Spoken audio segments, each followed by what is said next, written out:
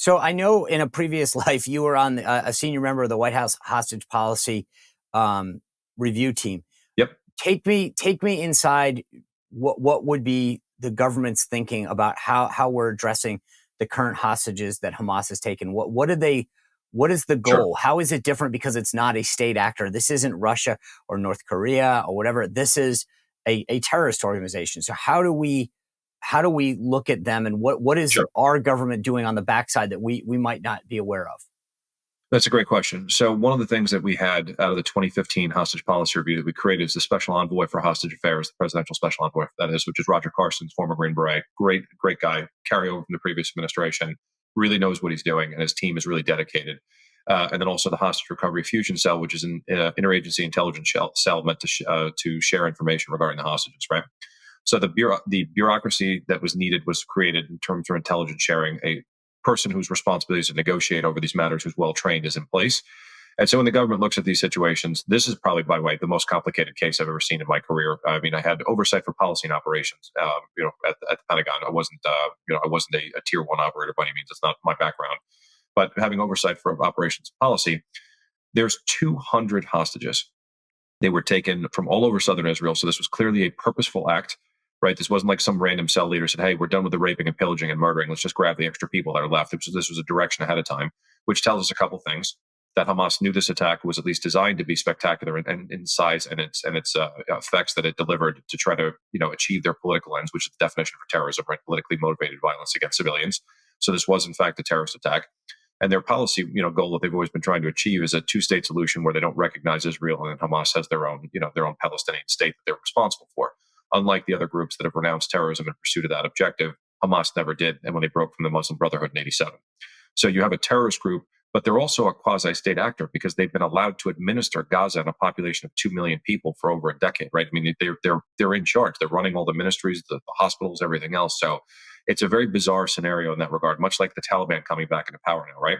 Is this an unlawful state detention? Is this in the Taliban case for imprisoning people, or is this a hostage taking? In the Hamas case, it's very clearly hostage taking. Right. They've taken civilians, holding them against their will, who did not commit any crimes, and they're looking for something in return.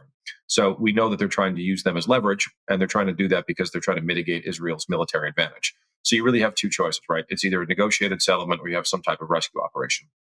With a population of 200, what's come out is that not only did 2,500 Hamas fighters cross the border in Israel to capture these people, but behind them in the fence were these series of criminals and other people who followed them and they wanted to get in on the action, and they started taking their own hostages as well. So you've got people being held by multiple different groups. It's not just Hamas. A population of over 200 being held in a densely populated urban environment. It's not the most densely populated. It's not top 25. There's often a misnomer about Gaza, but it's dense. And there's a threat from RPGs, potential shoulder-fired missiles, SA-7s, those types of things, right? And then you have, small arms fire. You don't want to end up with a Black Hawk Down scenario. You have no ability to do Kazovac or medevac inside the area. And so you're really limited to a large ground force coming in, because how are you going to conduct simultaneous clandestine hostage rescue operations with a population of 200 dispersed all over the place with a tunnel Right. system that's 500 kilometers long with 50 to 100, not tunnels, complexes all over. Gaza's like an ant farm. So from a rescue perspective, it makes, big rescue operations virtually impossible. And that's why we've been seeing protracted negotiations for over a month, because that's really the only way to solve the situation. So the bottom line is it's not one entity that's holding them. It's several, and they're trying to figure out, this guy's got 40 and this guy's got 20, or onesies and twosies? No, it's a great question. And that sounds about right. I'm no longer in government, so I don't have access to classified, but from what I've been reading and talking to people, that sounds like that's exactly what's happening. There's multiple groups. We do know from the first two elderly ladies who were released that they were initially brought in the tunnels on, motorcycles. They were in a group of 25, and then they were broken up into smaller groups. So if you take the population, and even if it's 5, right, and you've got 225, you've got groups of 5 all over the place if there's that many being held together. So these hostages are dispersed all over the place. So let's go back to what I was asking. For strategically, is the U.S. position based on what you just described? Hey, we've got to negotiate for these folks one by one. Is that it? And that this strategic pause that the Biden administration is pushing for is an attempt to have Qatar come in and. I mean, I'm still trying to figure out what are the next steps? Like, what is going on the U.S. government side? Is it, hey, we'll pay you cash? What are we looking to do? Because it seems to me, based on what you're describing, it's not one person holding 200. It's disparate groups, and you've got to figure out what you're dealing with first and foremost. No, so the goal is obviously to try to get the entire population out at once, right? You want to get as many of the hostages out as you can at one time, specifically for the reason you said, because you don't want the slow drip. One, it increases risk over time to the hostages that are there. If there's a health issue or something else, there's an active military campaign that's going on. But Hamas also knows that, which is why they're only releasing in small drips, because they want to try to get as much out of this as possible.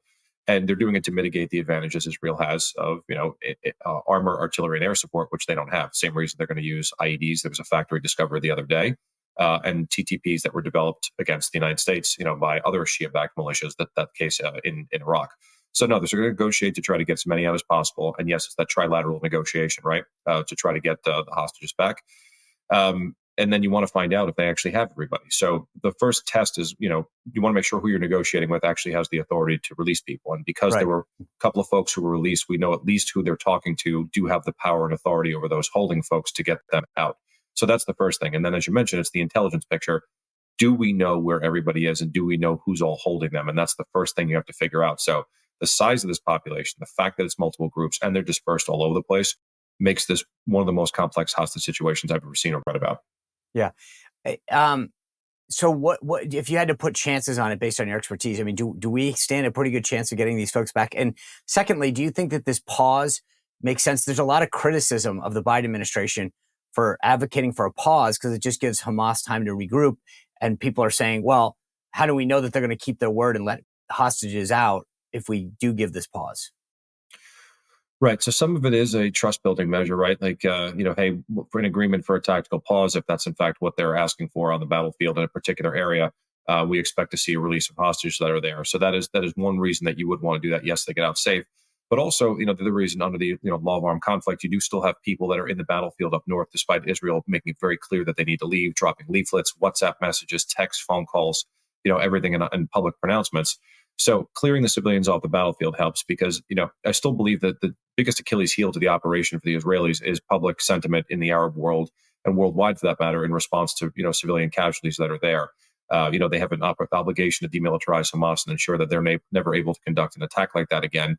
And, the images that are coming out and the humanitarian situation will sort of undermine their ability to get support for the operation worldwide. So it's beneficial for Israel to have these pauses, to clear these civilians off the battlefield and give them freedom of maneuver to operate. And that way they can, really take the fight to the terrorists, just like we did in Fallujah. And then, when I fought in Sadr City in 2008. Interesting. As I said, we're observing Veterans Day today. I want to just switch gears for a second and ask you two questions. One is, the Republican debate was this week, and they asked, Hugh Hewitt was asking about the size of the Navy, how much of a ship, how big should our Navy be in terms of vis-a-vis China, et cetera. Do you think that our military now, Army, Navy, Air Force, Marine, Space Force, do we have the capability to take on China, to deter China? Are we falling behind, or do we have what it takes to win still? I think the deputy secretary announced a program called Replicator that was supposed to, field tens of thousands of autonomous vehicles, both ground and maritime, over the next 18 to 24 months, which I think was a pretty clear message to China that we're trying to get ahead of any potential conflict that could arise in a South China Sea contingency, whether that be Taiwan or otherwise. Because I don't think that that the Chinese are waiting around on our acquisition cycle and our ability to do 60-month studies to go look at whether the bathrooms are appropriate on a littoral combat ship. They don't care. And so I think the size of the Navy is obviously of concern, ensuring that we have enough ships to be able to mitigate that potential threat. And more importantly, serve as deterrence is a big concern. And China has been a proponent of stealing corporate proprietary data theft for all kinds of reasons, whether it be banking secrets, but also from the defense community. Right. And so they have increased the size of their military spending budget significantly, and they are becoming more of a global superpower. And people, I make that comment. People say, well, they're already a superpower. Yes, they are an economic superpower while they're out there, but there's elements of power, as you and I well know from time in government: diplomatic, information, military, and economic. They are trying to get all of those online to where they would be competitive across the board as part of what they call their 2049 plan. But in the next couple of years, they will achieve the military levels that they need to be able to conduct an attack like against Taiwan or elsewhere. And we have a lot of catching up to do to ensure that we are prepared for that, but also more importantly, as you mentioned, to deter it. And no, we are not there.